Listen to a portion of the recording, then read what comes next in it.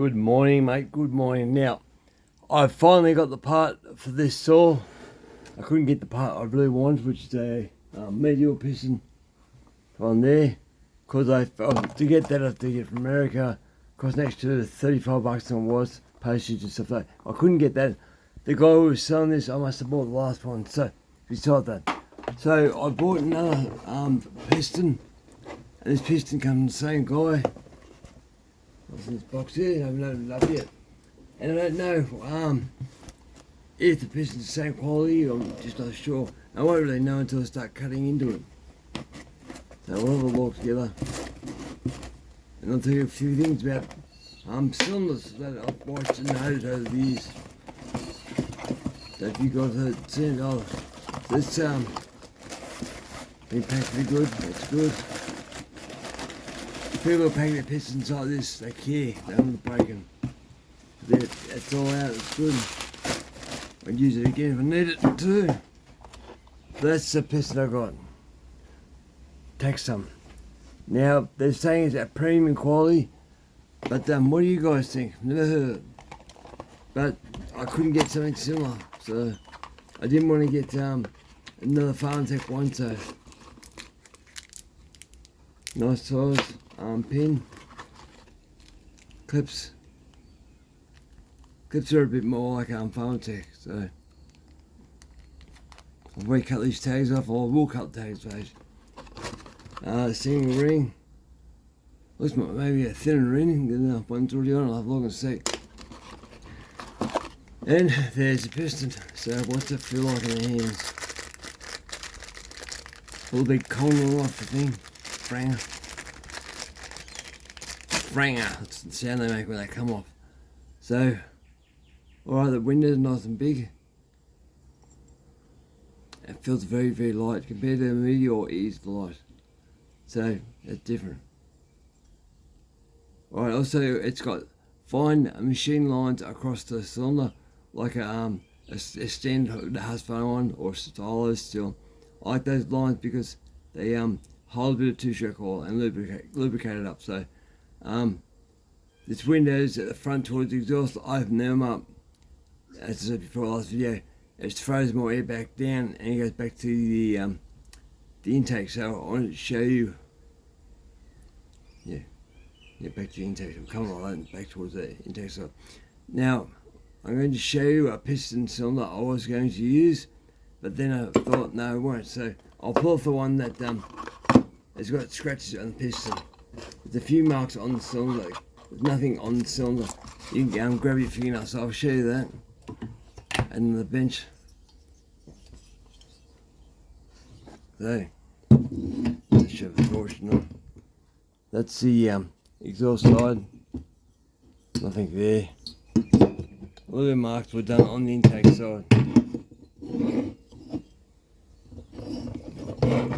See these little marks just above the intake there? They're just marks. Can't feel them, so I'm going to use the cylinder and I'll grab a torch so you guys can see what I'm talking about. What I want to do. Now, I've got another cylinder, a piston kit here.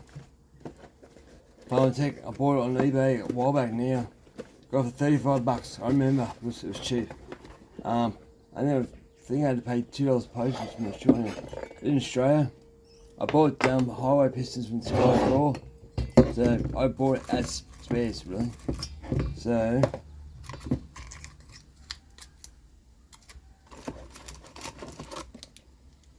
yeah, Farmtech wants a thicker pin, so just make sure it ain't muddled up. Same rings too.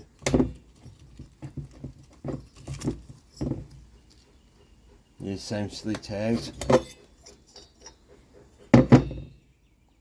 Piston's very similar, but it feels a bit heavier, but it doesn't look the same. It's not the same quality of size.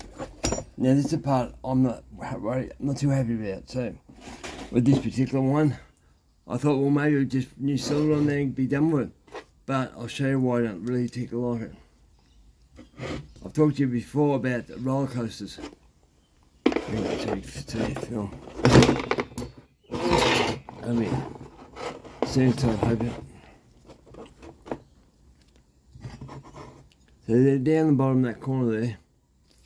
I'll zoom in a bit more.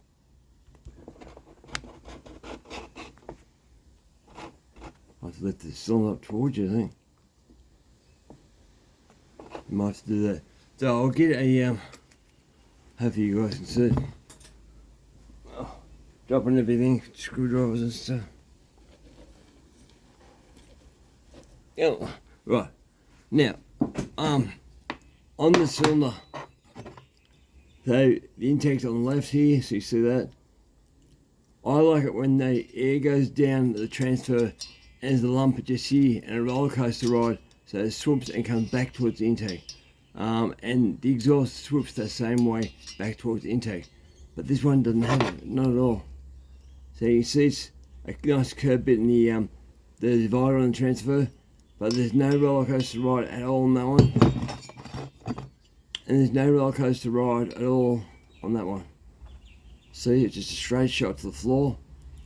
And there's nothing really forcing the air to go that direction except the outlet of that hole. It might work really good, but I've never come across the cylinder this bad. So it looks machine nice and all that. Not too bad in the bottom of it. Nice combustion chamber. But I have found that the early ones of these just don't have the same compression stuff. So I thought I'd show you that. So I'll show the roller coaster ride on the cylinder I'm going to put on the saw. You see the roller coaster ride on the when I lit up the torch. The side just there. So it hits that, gets spun around and goes back out this way. The front's not so as much, but I throw up all the coaster.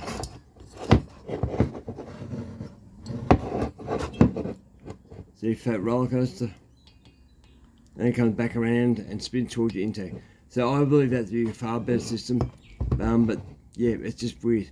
Anyway guys, I'm going to put this back together and hopefully we get her for sale very soon. But I'm not selling it unless I have 100 out to the saw. Because I don't sell crap. Yeah, more to anyway. So what I think I did to this saw, I put it together dry, and I don't normally do dry because I prefer metal on metal lubricant because it doesn't make sense to be dry. But I put it together, spun it over by hand over here, and thought, oh, if she's alright, and it felt a bit tight to me, which is, I thought was, and maybe the piston hasn't moved over on the connecting rod or wrist pin, and it will take time. Spun over again, and it's alright. So I put 2-stroke oil down the bore. I spun it over a few times, make sure it was lubed up. Called it quits because it's a long day for me. Most days are long days for me. And I think I just got ahead of myself instead of doing all my checks. So you see that the cylinder, talking, your piston, there's a few marks there. So I think it was a bit of a wire brush because I use them sometimes to clean the block off just to get the stuff, because you can sometimes these glues, base gaskets, they get stuck so hard. And the clean service, then I get in there, compressed air, clean, blow, magnets, all sorts of crap. But I must have missed this particular part. So yeah, that's the way it goes. But anyway, this Mio piston, I'll use it again on my own stuff. Probably on this 288 block, on this one I want to test one day. I'll get another cylinder and bore and all that. But yeah, just one of those things. So I'm going to put this back together. I'll let the glue dry for 24 hours, that's what I like to do. So this time tomorrow, hopefully I'll star her and make sure she's quiet, does everything she's meant to do. So she's a performer. So what little time I did spend on this in the wood yard, oh yeah, she wants a cracker like because it didn't feel really good stock stand, but with a bit of pull work on it, yeah, you can feel it's just really alive. So that's a story for this. So I'll get these bits and pieces all together. I'll show you this one too. There's another cylinder. It's a Stihl MS660 clone. Full of piston now. So the roller coaster's like on this one.